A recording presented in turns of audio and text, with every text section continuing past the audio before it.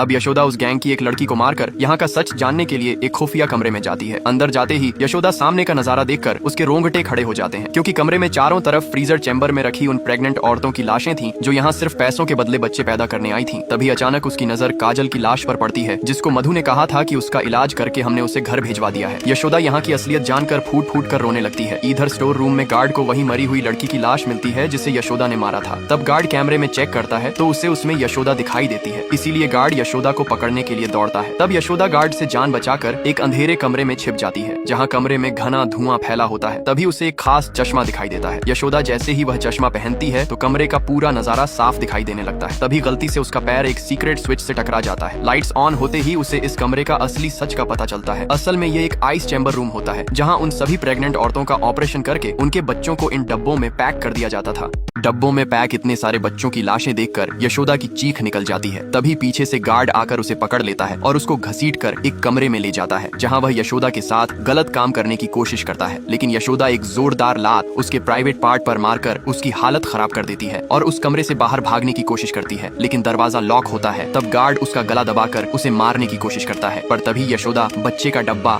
Guard के सिर पर दे मारती है और पट्टे से गार्ड का गला दबाकर उसको मार देती है। अब यशोदा कैमरे में मधु को देखती है और उसके रूम का पासवर्ड जान जाती है, और जैसे ही मधु बाहर जाती है तो यशोदा उसके कमरे में जाकर सबूत ढूंढने लगती है। लेकिन इतने में मधु वापस आ जाती है। तभी यशोदा पीछे से एक नुकीला चाकू उठाकर मधु की तरह करके गुस्से में पूछती है कि आखिर यहाँ तुम लोग उन मासूम नवजात बच्चों के साथ क्या कर रहे हो। मधु कुछ कह पाती उससे पहले ही गौतम कमरे में आ जाता है। यशोदा गौतम को देखकर तुरंत चाकू मधु की गर्दन पर रख देती है। तब गौतम मासूम बनने का नाटक करने लगता है और यशोदा से कहता है, तुम्हारी तरह मुझे भी इसने कैद कर रखा है, इसलिए तुम इसे मार दो। गौतम बार बार यशोदा से मारने की बात करता है और तभी वह चालाकी से यशोदा के हाथ से चाकू छीनकर उसके ही गर्दन पर रख देता है। इसके बाद मधु यशोदा को सच्चाई बताने लगती है। वो बताती है कि कैसे उसने कॉलेज के टाइम में मुख्यमंत्री को अपनी खूबसूरती की जाल में फंसाकर उससे शादी की और गौतम के चमत्कारिक आविष्कारों की मदद से उन्होंने यह बिजनेस स्टार्ट किया और आज उनका यह प्रोडक्ट दुनिया भर में फेमस है। इतना बताने के बाद मधु एक मीटिंग अटेंड करने लगती है, जहाँ कई देशों के अरबपति उससे लाइव जुड़े होते हैं। वह मुस्कुराकर उनसे कहती है, हमारा ब्यूटी सीरम इतना असरदार है कि कोई भी इंसान इसके इस्तेमाल से हमेशा जवान और खूबसूरत दिख सकता है। तब एक अरबपति उससे सवाल करता है कि आखिर यह सीरम बनता कैसे है। तो मधु बताती है कि हम गरीब लड़कियों को पैसा देकर प्रेग्नेंट करवाते हैं, फिर उनके पेट से नवजात शिशु का ब्लड प्लाज्मा निकालकर उससे यह सीरम बनाते हैं। तभी मधु अपने इस प्रोडक्ट का आविष्कार करने वाले गौतम को उन लोगों के सामने बुलाती है। गौतम यहाँ पर सबके सवालों का जवाब देते हुए भी वह यशोदा पर ही ध्यान रख रहा था, लेकिन तभी यशोदा मौका देखकर वहाँ से भाग जाती है।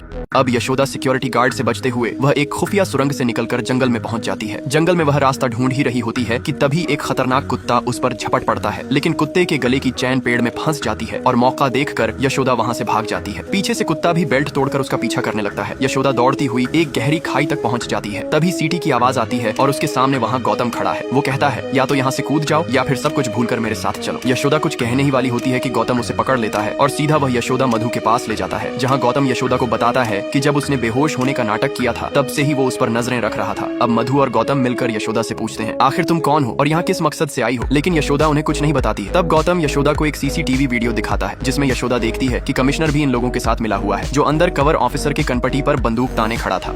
अब कमिश्नर जैसे ही गोली चलाने वाला था तभी यशोदा अपनी सीक्रेट बंदूक निकालकर गौतम पर तान देती है। गौतम यशोदा के पास बंदूक देख डर जाता है और यशोदा से कहता है, तुम्हारे पास बंदूक तो है लेकिन इसे चला पाना तुम्हारे बस की नहीं है। गौतम के इतना कहते ही यशोदा तुरंत ही उस बंदूक की सारी डिटेल बताने लगती है, जिसे सुन कमिश्नर भी हैरान रह जाता है और अपनी गन नीचे रख देता है। तभी लीडर बताता है कि यह कोई आम लड़की नहीं है बल्कि एक अंडरकवर एजेंट है। तब यशोदा गौतम को बताती है कि वह पहले दिन से ही उन पर बारीकी से नजरें रख रही थी और अपनी बिंदी की मदद से सारे कैमरों की पोजीशन ट्रैक कर लिया था। यशोदा आगे कुछ बताती उससे पहले ही वहाँ का अलार्म बज उठता है। इसका फायदा उठाकर मधु यशोदा को बातों में उलझाती है और गौतम चुपचाप घड़ी से अपने आदमियों को अलर्ट कर देता है, जिससे वे लोग तुरंत उस गोदाम वाली जगह पहुंचकर फायरिंग करने लगते हैं। लेकिन किसी तरह बचकर लीडर अपनी टीम के साथ वहाँ से निकल जाता है। इधर यशोदा गौतम और मधु पर गन तान कर उन्हें उसी फ्रीजिंग रूम की तरफ ले जाती है जहाँ उन सभी मरी हुई लड़कियों को रखा गया था। लेकिन मधु यशोदा के चुंगल से छूटकर भागने की कोशिश करती है। ये देख यशोदा जैसे ही मधु पर गोली चलाने वाली होती है तभी गौतम यशोदा पर हमला कर देता है